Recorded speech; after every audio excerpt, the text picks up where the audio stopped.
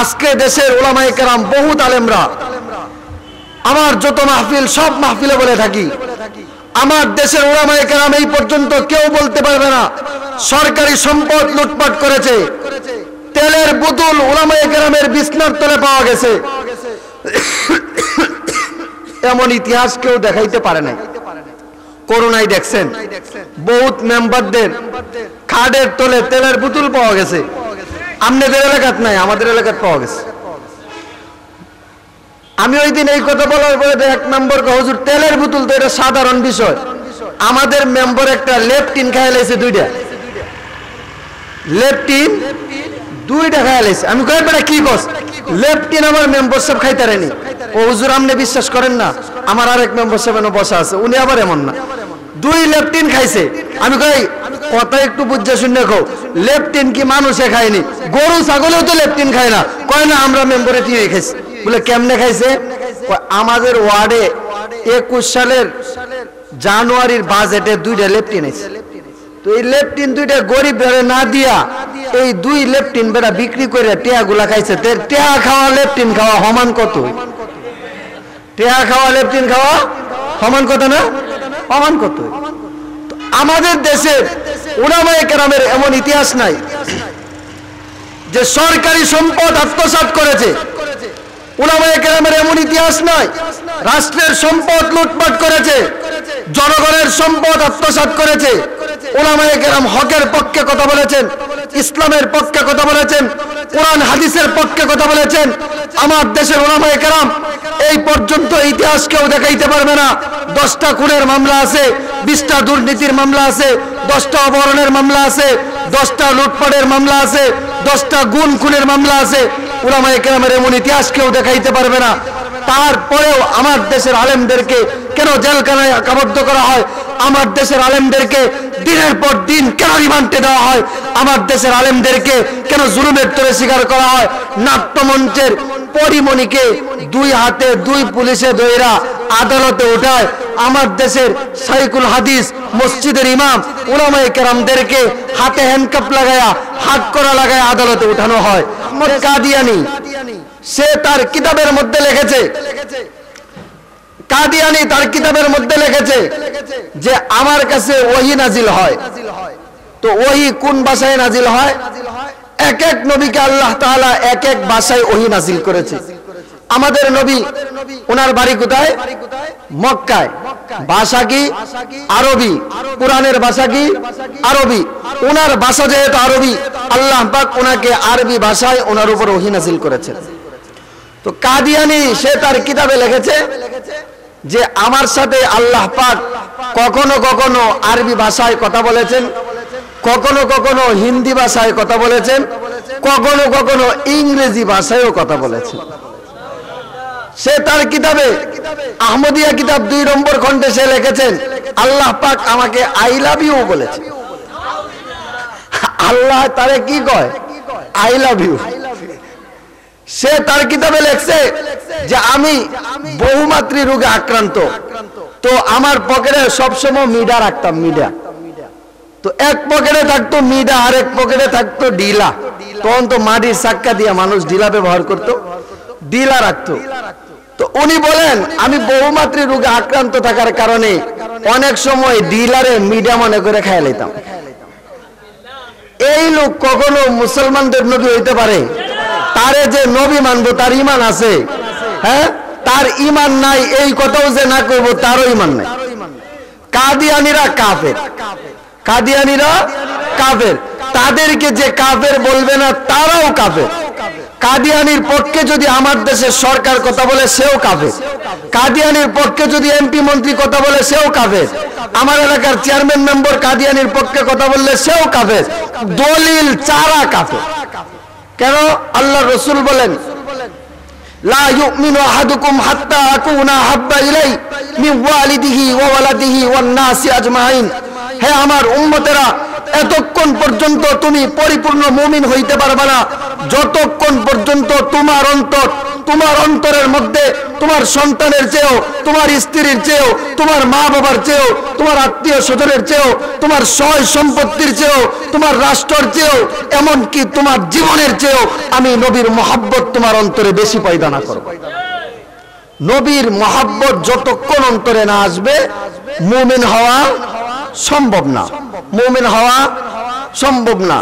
উলামায়ে কেরাম সারা দেশে প্রতি রাত্রে মাহফিল করে এই কথাটাই জাতিকে বলতে চায়, জাতিকে প্রতি রাত্রে এই ওয়াজটাই করতে চায় যে প্রত্যেকের অন্তরের মধ্যে নবীর মহব্বত পয়দা করা জরুরি, প্রত্যেকের মধ্যে নবীর মহব্বত অন্তরে পয়দা করা জরুরি। শত শত হাজার হাজার মাহফিল প্রতি রাত্রে হচ্ছে, অনেকের এই মাহফিল নিয়ে চুলকানি শুরু হয়েছে, এই মাহফিল নিয়েও কি শরীর চুলকায়। আমি বলি যদি শরীরে অ্যালার্জি থাকে তাহলে ডাক্তারের কাছে গিয়া ভালো দামের অ্যালার্জির ট্যাবলেট খান, না ইনজেকশন দেন। কিন্তু মুসলমানদের মাহফিল নিয়ে কুটুক্তি করতে গেলে জুতার বাড়ি ছাড়া আর কপালে কিছুই জুটবে না। মুসলমানদের মাহফিল এটা বাংলাদেশের ঐতিহ্য, এটা বাংলাদেশের ঐতিহ্য। গতকালকে দেখলাম আমার দেশের এক এমপি, আমার দেশের এক এমপি বলে যে আমার দেশের এক সময় গান বাদ্য ছিল আমার দেশের সবচেয়ে বড় সংস্কৃতি, আজকে গান বাদ্য উঠে গেছে, ওয়াজ মাহফিলের 6 লাভ হয়েছে, ওয়াজ মাহফিলের 6 লাভ হয়েছে। সে তার বক্তব্য বলতেছে ওয়াজ মাহফিল গুলা বন্ধ করে দেওয়া দরকার। আরে তাদের বাড়ির তো আমরা কোনো সময় দাওয়াত খাইতেও যাই না, আমরা তো বলি না যে আমাদেরকে তোমরা দাওয়াত দিয়ে না খাওয়াও, তোমার বাড়িতে মাহফিল করো। ওয়াজ মাহফিল গুলা বন্ধ কেন করতে চায়? ওয়াজ মাহফিল গুলা কেন বন্ধ করতে চায়? তাদের মার্কেট ডাউন হয়ে গেছে, দেখলো তাদের মার্কেট ডাউন। যদি ওয়াজ মাহফিল বন্ধ না করে তাহলে তাদের মার্কেট চালু করা যাবে না। এই জন্য শেষ পর্যন্ত তারা ওয়াজ মাহফিলের পিছনে লেগে গেছে, বলে ওয়াজ মাহফিল বন্ধ করে দাও, ওয়াজ মাহফিল বন্ধ করা যাবে না। আমার দেশে আমের সিজনে যেমন আম হয়, কাঁঠালের সিজনে যেমন কাঁঠাল হয়, বাদামের সিজনে যেমন বাদাম হয়, দানের সিজনে যেমন দান হয়, ওয়াজ মাহফিলের সিজনে আমার দেশে ওয়াজ মাহফিল হবে। এমন কোন প্রাইম মিনিস্টার, প্রধানমন্ত্রী, এমপি, মন্ত্রীর ক্ষমতা নাই ওয়াজ মাহফিল বন্ধ করে দেওয়ার। জমিন কার? জমিন কার? আসমান কার? জবান কার? দেহ কার? সময় কার? দিন কার? রাত্র কার? সব কিছু যদি আল্লাহর হয় কথা চলবে আল্লাহ। পৃথিবীর কোন ব্যক্তি, পৃথিবীর কোন এমপি, মন্ত্রী, পৃথিবীর কোন চেয়ারম্যান মেম্বারের কাছ থেকে পারমিশন নেওয়ার প্রয়োজন নাই। আজকে বলে ওয়াজ মাহফিল নাকি রাজনীতি মঞ্চ হয়ে গেছে, ওয়াজ মাহফিলে আমরা রাজনীতি করি না বলে কেমন? দেখেন আমরা যারা উলামায়ে কেরাম বয়ান করে কোন সময় দেখছেন নি মাহফিলতে নামিয়া প্যান্ট শার্ট পরে ঘুরতে? তারা মাহফিল থেকে নামিয়া প্যান্ট শার্ট পরে ঘুরবো, মাহফিলও লম্বা টুপি, লম্বা পাঞ্জাবি একটা গাদ দিয়ে আয়া করবো আমার জন্য একটু দোয়া করেন। তাহলে মাহফিলের রাজনীতি তারা করেন আমরা করি? হ্যাঁ, তারা করে। কথা কয় না সুরের মায়ের বড় গলা। মাহফিলে রাজনীতি করে তারা, মাহফিলকে রাজনীতির মঞ্চ বানায় তারা, আর আমাদেরকে বলে আমরা নাকি মাহফিলে রাজনীতি করি। আমাকে ওই দিন এক জায়গা থেকে ফোন দিয়ে বলতেছে হুজুর বয়ান করবেন ঠিক, রাজনীতির বিষয়ে কথা বলবেন না। আমি বলছি ভাই আমার এই জীবনে কখনো আমি চেয়ারে বসি নাই, চেয়ারের মর্যাদা জানি না, এমপির চেয়ারও বসি নাই, চেয়ারম্যানের চেয়ারও বসি নাই, মেম্বারের চেয়ারও বসি নাই। এই চেয়ারও বইলে মজা না গজা, ঠান্ডা না গরম এটা আমাদের জানা নাই। অতএব রাজনীতি নিয়ে আমাদের চিন্তা নাই। কোরআন হাদিস থেকে কথা বলবো, ইসলামের পক্ষে কথা বলবো। নাস্তিক মুরতাদদের গায়ে লাগলে আমাদের কিছু করার নেই, যদি তাদের গায়ে লাগে আমাদের কিছু করার নাই। ইসলামকে নিয়ে যে কটূক্তি করবে, এই দেশের আওয়ামী লীগ মুসলমানের দুশ্মন নয়, এই দেশের আওয়ামী লীগ ইসলামের দুশ্মন নয়, এই দেশের বিএনপি ইসলামের দুশ্মন নয়, গুটি কয়েক নাস্তিক আর মুরতাদ ইসলামের দুশ্মন, মুসলমানদের দুশ্মন। তারাই চায় ইসলামকে নেস্তানাবুদ করে দিতে। আল্লাহ পাক রব্বুল আলামিন বলেন ইউরিদুনা লিইউতফিউ নূরাল্লাহি বিআফওয়াহিহিম ওয়াল্লাহু মুতিম্মু নূরিহি ওয়ালাউ কারিহাল কাফিরুন। এই পর্যন্ত যারা ইসলামকে নেস্তানাবুদ করে দিতে চেয়েছে আল্লাহ পাক তাদেরকেই নেস্তানাবুদ করে দিয়েছেন। তার বাস্তব প্রমাণ গত কয়েক সপ্তাহ আগে টাকলু মুরাদ আরে তত্ত্ব প্রতিমন্ত্রী, এমন তত্ত্ব প্রতিমন্ত্রী বানাইছে, হ্যাঁ, নিজের 5 সেকেন্ডের তত্ত্বটাও সে গোপন রাখতে পারে না। জনগণের তত্ত্ব, রাষ্ট্রের তত্ত্ব গোপন রাখবো দূরের কথা, টাকলু মুরাদ নিজের তত্ত্বটাও গোপন রাখতে পারে নাই। ইসলামের বিপক্ষে গেছে, লাঠি মেরে আল্লাহ তাআলা ক্ষমতা থেকে সরিয়ে দিয়েছেন।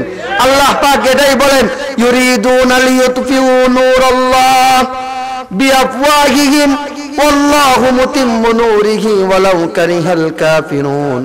ইসলামের বিরুদ্ধে কথা বলবা, ক্ষমতার চেয়ার থেকে আমি আল্লাহ নামিয়ে দিব। ইসলামের বিপক্ষে কথা বলবা, সম্মানের চেয়ার থেকে নামিয়ে দিব। উলামায়ে কেরামের বিপক্ষে কথা বলবা, সম্মানের চেয়ার থেকে লাথি মেরে জমিনে ফেলে দিব।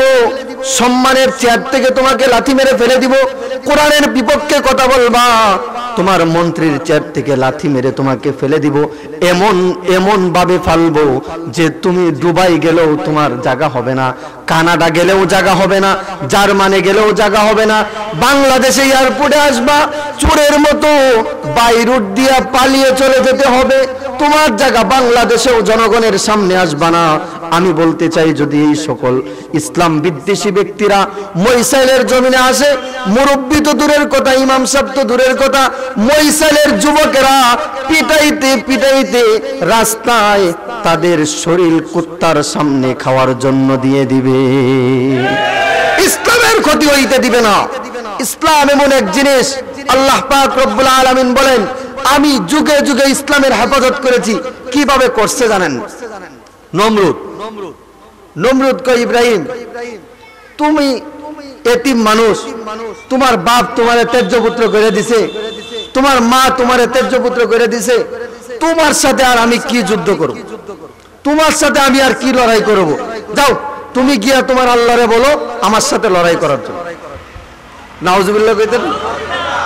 নমরুদ বলে, তুমি তোমার আল্লাহকে গিয়া বলো তোমার আল্লাহ যেন আমার সাথে লড়াই করে। ইব্রাহিম আলাইহিস সালাতু ওয়াস সালাম নমরুদকে বলল, ঠিক আছে, তো আল্লাহ পাক যুদ্ধ করবে। নমরুদ বলে, তারিখটা বলো। তারিখটা ধরেন ডিসেম্বরের 24 তারিখ। কয় কি তুমি তোমার আল্লাহর সাথে বুঝে লও? ও বুঝছি, যা বুঝার আমি আমার আল্লাহর সাথে বুঝছি। কয় জায়গাটা কোন জায়গায়? কয় মইসাইল হাই স্কুল ময়দান। মইসাইল না কইলে বুঝতেন না, বুঝার জন্য বলতেছে মইসাইল হাই স্কুল মাঠ। সময় সকাল 10টায়। ঠিক আছে তো? বলে হ্যাঁ ঠিক আছে। যুদ্ধ করবে কার সাথে? আল্লাহর সাথে যুদ্ধ করবে। বাহিনীটাকে নমরুদের বাহিনী। আল্লাহ পাক রব্বুল আলামিন নমরুদের সঙ্গে যুদ্ধ হবে। এবার 24 তারিখ হয়ে গেছে, সকাল 10টা বেজে গেছে। নমরুদ তো তার সেনাবাহিনী নিয়ে প্রস্তুত, আল্লাহর সাথে নমরুদের খোদার সাথে যুদ্ধ হবে। সেনাবাহিনী কামান, জল কামান, রাইফেল, পিস্তল নিয়ে সবাই রেডি। আল্লাহর বাহিনী যেই দিক দিয়ে আসবে এই দিক দিয়ে ফায়ার করবা। আজকে কোনো কিছু দেখা যাবে না, কোনো কিছু বোঝা যাবে না। ইব্রাহিমের খোদার শক্তি আর পৃথিবীতে রাখা যাবে না। এবার ফায়ার শুরু হবে। এবার বলতেছে নমরুদ, বলতেছে ইব্রাহিম কই তোমার আল্লাহর বাহিনী, কই তোমার আল্লাহ, কই তুমি যে কইলা তোমার আল্লাহ যুদ্ধ করবো, কই তোমার আল্লাহ, কই তোমার আল্লাহর বাহিনী? ইব্রাহিম বলে, অপেক্ষা করো, আইতেছে মনে হয়, রাস্তায় আছে। হঠাৎ করে নমরুদ একটু রাগান্বিত হয়ে বলতেছে, কে বলো তোমার আল্লাহর বাহিনী কই? নমরুদ বলে, এই যে চাও। বলে কি? মশা। এইটাই এইটাই সুবহানাল্লাহ কইতেন। যখন এই কথা কইছে, কর পরে নমরুদ কই, এইটা আমার সাথে কতক্ষণ যুদ্ধ করো? কয় মিনিটে যুদ্ধ করো? এবার লাগছে তো মশারে ফায়ার করে। বলেন বন্দুক দিয়া ফায়ার করে মশা মারা সম্ভব? ৭১ যুদ্ধ হয়েছে, পাক বাহিনীরা বাংলাদেশে আইছে। বলেন কয়টা মশা মরছে? কয়টা মশা মারতারছে? মশা এমন এক বাহিনী, মশা এমন এক শক্তিশালী বাহিনী যে কখনো সেনাবাহিনী বুঝে না, পুলিশ বুঝে না, এমপি মন্ত্রী বুঝে না, দিলেই কাম সারছে। ঠিক আছে না? এবার তো মশা যারে যেন পারতেছে দিতেছে। এবার মারে তারা তো কামান দিয়ে, আর দে মশা, কামানের আর কোনো খবর নাই। এইভাবে যুদ্ধ চলতেছে, শেষ পর্যন্ত যখন মশার সাথে পারে না। আরেকটা কথা কি জানেন, এই মশা পৃথিবীতে সর্বপ্রথম আবির্ভাব হয় এই নমরুদের যুদ্ধে। সুবহানাল্লাহ কইতে।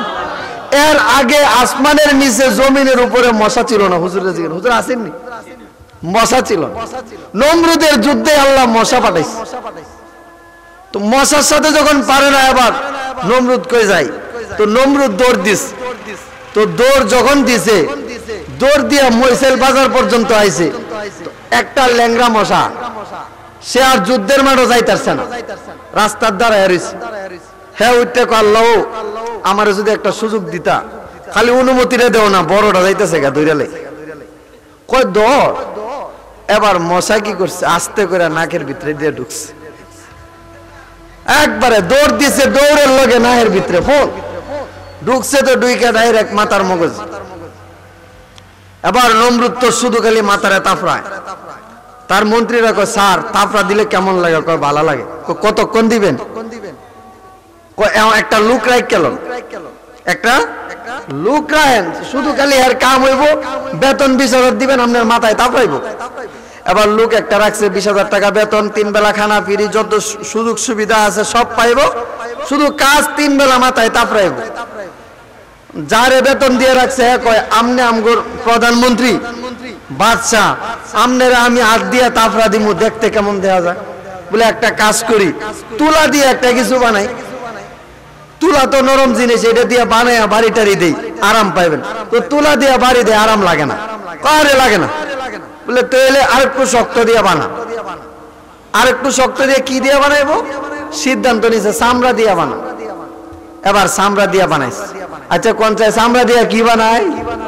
জুতা। আল্লাহ নমরুদরে এই জুতার বাড়ি খাওয়া দুনিয়া থেকে বিদায় করছে। ফেরাউন এত বড় ক্ষমতাধর, এত বড় শক্তিশালী ক্ষমতাধর ব্যক্তি, মুসা আলাইহিস সালাতু ওয়াস সালামকে নিস্তানাবুদ করে দিতে চেয়েছিল। আল্লাহ পাক রব্বুল আলামিন এই ফেরাউনকে নিস্তানাবুদ করে দিয়েছেন। আবু জাহেল মুহাম্মদুর রাসূলুল্লাহকে ধ্বংস করে দিতে চেয়েছিল। আল্লাহ পাক রব্বুল আলামিন 8 বছর 10 বছরের 2 বাচ্চা মাজ আর মুআজের দ্বারা আবু জাহেলকে দুনিয়া থেকে বিতাড়িত করে দিয়েছিল। জাহান্নামের টিকিট কেটে দুনিয়া থেকেই জাহান্নামে পাঠিয়ে দিয়েছে। ইসলামের ইতিহাসে এই পর্যন্ত যত নাস্তিক মুরতাদ ইসলাম বিদ্বেষী শক্তি মুসলমানদের বিপক্ষে কাজ করেছে, ইসলামের বিপক্ষে কাজ করেছে, উলামায়ে কেরামের বিপক্ষে কাজ করেছে, আল্লাহ পাক তাকেই জুতার বাড়ি দিয়ে দুনিয়া থেকে বিদায় করে দিয়েছে। যারাই করেছে, এখন নতুন আরেক শুরু হয়েছে হানিফ মাহফিলের বিরুদ্ধে। এটা অবিকল মুরাদের দলের লোক। আমি বলি আবু জাহেল মার্কা, আবু জাহেল মার্কা, ফেরাউন মার্কা, নমরুদ মার্কা ব্যক্তিরাই ইসলাম মুসলমান উলামায়ে কেরামের বিরোধিতা করতে পারে, তাছাড়া আর কেউ নয়। আজকে দেশের উলামায়ে কেরাম বহুত আলেমরা, আমার যত মাহফিল সব মাহফিলে বলে থাকি, আমার দেশের উলামায়ে কেরাম এই পর্যন্ত কেউ বলতে পারবে না সরকারি সম্পদ লুটপাট করেছে। তেলের বোতল উলামায়ে কেরামের বিছনার তলে পাওয়া গেছে, এমন ইতিহাস কেউ দেখাইতে পারে নাই। করোনায় দেখছেন বহুত মেম্বারদের খাটের তলে তেলের বোতল পাওয়া গেছে। আপনাদের এলাকাত নাই, আমাদের এলাকাত পাওয়া গেছে। আমি ওই দিন এই কথা বলার পরে 1 নম্বর হুজুর তেলের বোতল তো এটা সাধারণ বিষয়, আমাদের মেম্বার একটা লেপটিন খাইয়া লাইছে, 2টা লেপটিন 2টা খাইয়া লাইছে। আমি কই বেটা কি কস? লেপটিন আমার মেম্বার সব খাইতারেনি। ও হুজুর আপনি বিশ্বাস করেন না, আমার আরেক মেম্বার সব এনে বসা আছে, উনি আবার এমন না, 2 লেপটিন খাইছে। আমি কই কথা একটু বুঝা শুনে কও, লেপটিন কি মানুষে খায়নি? গরু ছাগলেও তো লেপটিন খায় না। কয় না আমরা মেম্বারে টিয়ে খাইছি। বলে কেমনে খাইছে? আমাদের ওয়ার্ডে 21 সালের জানুয়ারির বাজেটে 2টা লেপটিন আছে। তো এই লেপটিন 2টা গরিব বেড়ে না দিয়া এই 2 লেপটিন বেড়া বিক্রি করে টেয়া গুলা খাইছে। টেয়া খাওয়া লেপটিন খাওয়া সমান কত? টেয়া খাওয়া লেপটিন খাওয়া সমান কত না? সমান কত? আমাদের দেশের উলামায়ে কেরামের এমন ইতিহাস নাই যে সরকারি সম্পদ আত্মসাৎ করেছে, উলামায়ে কেরামের এমন ইতিহাস নাই। রাষ্ট্রের সম্পদ লুটপাট করেছে, জনগণের সম্পদ আত্মসাৎ করেছে। উলামায়ে কেরাম হকের পক্ষে কথা বলেছেন, ইসলামের পক্ষে কথা বলেছেন, কোরআন হাদিসের পক্ষে কথা বলেছেন। আমার দেশের উলামায়ে কেরাম এই পর্যন্ত ইতিহাস কেউ দেখাইতে পারবে না 10টা খুনের মামলা আছে, 20টা দুর্নীতির মামলা আছে, 10টা অপহরণের মামলা আছে, 10টা লুটপাটের মামলা আছে, 10টা গুণ খুনের মামলা আছে। উলামায়ে কেরামের এমন ইতিহাস কেউ দেখাইতে পারবে না। তারপরেও আমার দেশের আলেমদেরকে কেন জেলখানায় আবদ্ধ করা হয়? আমার দেশের আলেমদেরকে দিনের পর দিন কেন রিমান্ডে দেওয়া হয়? আমার দেশের আলেমদেরকে কেন জুলুমের তরে শিকার করা হয়? নাট্যমঞ্চের পরিমণিকে 2 হাতে 2 পুলিশে দইরা আদালতে ওঠায়। আমার দেশের শাইখুল হাদিস মসজিদের ইমাম উলামায়ে কেরামদেরকে হাতে হ্যান্ডকাপ লাগায়া হাত করা লাগায় আদালতে উঠানো হয়। দেশের আলেমের ইজ্জত সম্মান নিয়ে টানাহানি রাখা হয়, তাদের ইজ্জতের উপর মানহানি দেওয়া হয়। আল্লাহ পাক এই আযাব বেশি দিন বরদাস্ত করবে না, ও চিরেই আমাদের উপর গজব নেমে আসবে। এই জন্য বলবো উলামায়ে কেরামের মুক্তির জন্য সবাই দোয়া করবেন। বিশেষ করে আমার শায়েখ ও মুর্শিদ আল্লামা জুনায়েদ আল হাবিব সাহেব, যিনি প্রতিদিন 7টা 8টা করে মাহফিল করতেন।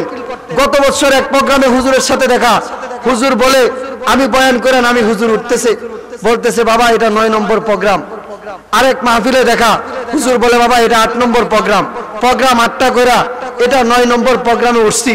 আজকে দেশের উলামায়ে কেরাম কারাগারে নির্যাতিত, আজকে জাতি আমরা তাদের কাছ থেকে তাফসীর শুনতে পারি না। আজকে কোরআনের পাখীদেরকে জেলখানায় আবদ্ধ করা হয়, আর নাস্তিক মুরতাদ নবী বিদ্বেষী ইসলাম বিদ্বেষী দেশ বিদ্বেষী তাদেরকে আজকে মুক্ত মঞ্চে স্বামী নিয়া স্বামী স্ত্রী একসাথে ঘুমাইতে পারে। আমাদের আলেম সমাজ আজকে এই শীতের দিনেও আরামে ঘুমের ব্যবস্থা হয় না। এটা আল্লাহ পাকের কাছে বরদাস্ত হবে না। আল্লাহ এই আযাব বরদাস্ত করবে না। এই কষ্ট আলেমদের চোখের পানি কখনো বিতা যায় না। আল্লাহ এই আযাব বেশি দিন সহ্য করবে না। অচিরেই আলেমদের একটা মুক্তির ব্যবস্থা করা হোক। আমার দেশের আওয়ামী লীগ ইসলামের দুশমন নয়, আমার দেশের আওয়ামী লীগ ইসলামের দুশমন নয়, মসজিদ মাদ্রাসার দুশমন নয়। আমার দেশের আওয়ামী লীগের লোকেরা মসজিদ চালায়, আমার দেশের আওয়ামী লীগের লোকেরা মাদ্রাসা চালায়, আমার দেশের আওয়ামী লীগ যুবলীগ ছাত্রলীগ শ্রমিক লীগের লোকেরা হাজার হাজার ওয়াজ মাহফিল করতেছে, তাদের দ্বারা ইসলামের খেদমত হচ্ছে। উলামায়ে কেরাম দেশের দুশমন নয়, উলামায়ে কেরাম মানবতার দুশমন নয়। উলামায়ে কেরাম রাজনীতি করেন না, রাজনীতির কাছেও যান না। অতএব আলেমদের মুক্তির জন্য সবাই দোয়া করবেন, এটাই আমার প্রত্যাশা। আর এই মাহফিল আমার যুব সমাজ এই মাহফিল আপনাদেরকে উপহার দিয়েছেন। যে যেখানে আছেন আরো উলামায়ে কেরাম আছেন, ওনারা আসবেন, দীর্ঘ সময় লম্বা সময় ওনারা আলোচনা করবেন, সবাই চলে আসবেন। আমরা বাড়ি ঘরে বসে থেকে সময় নষ্ট না করে মাহফিলে চলে আসা, এটাই আমাদের জন্য সবচেয়ে উত্তম হবে। কারণ মাহফিল একদিন, সারাদিন প্রতিদিন প্রতি মাস প্রতি বছর ঘরে বাড়িতে সময় নষ্ট করতে পারি। আমার উদারত আহ্বান থাকবে মাহফিলে চলে আসাটাই। এই এত মানুষ আমাদের এলাকায়, আমার মনে হইতেছে এই মাত্র 50-20 জন, 100 জন, 200 জন, 300 জন মানুষ না, হাজার হাজার মানুষ গ্রামে অঞ্চলে থাকার পরে আমরা ঘরে বসে রয়েছি। ঘরে বসে না থেকে মাহফিলে চলে আসা কেন? এই মাহফিলের ফজিলত আছে, এই মাহফিলে বসারও ফজিলত আছে, এই মাহফিলে আসারও ফজিলত আছে। তো ফজিলত কেমন? আল্লাহ রসুল বলেন যতক্ষণ এই জায়গায় বসে থাকবে আল্লাহ পাক রব্বুল আলামিন নাযালাত আলাইহিমুস সাকিনা, আল্লাহ তাআলা সকিনা নাজিল করতে থাকেন। সকিনা মানে আল্লাহ পাকের পক্ষ থেকে রহমত অবতীর্ণ হইতে থাকেন।